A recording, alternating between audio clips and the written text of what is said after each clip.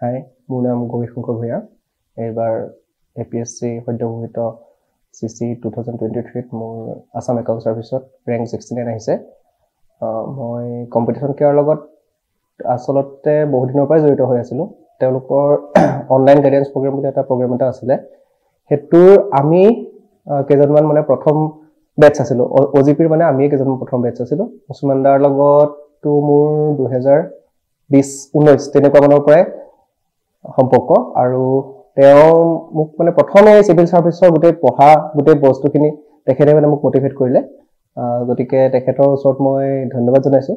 তেখেতে গোটেই ভুল শুদ্ধ দেখুৱাই দিয়াৰ পৰা আৰম্ভ কৰি আনচাৰ ৰাইটিং কেনেকৈ কৰিব লাগে, পঢ়িব কেনেকৈ লাগে, প্ৰথমৰ পৰা তেখেতেই গাইড কৰিলে। নিজৰ ভাইটি নিচিনাকৈ মোক গাইড কৰিছিলে।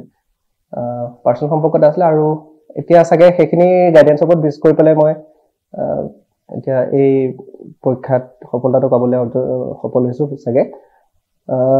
তাৰপিছত মই বৰ্তমান চাকৰি এটাও কৰি আছিলোঁ। তাৰ মাজতে 20 দিনমান ছুটি লৈ পেলাই মেইনছৰ আগত তেনেধৰণে পঢ়া শুনা কৰিছিলোঁ।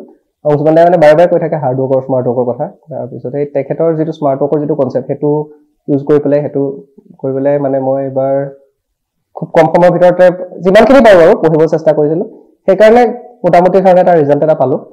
সেইখিনি লৈ পেলাই মই তেখেতক ধন্যবাদ জনাইছোঁ। কম্পিটিশ্যন কেয়াৰ পৰিয়ালকো মই ধন্যবাদ জনাইছোঁ।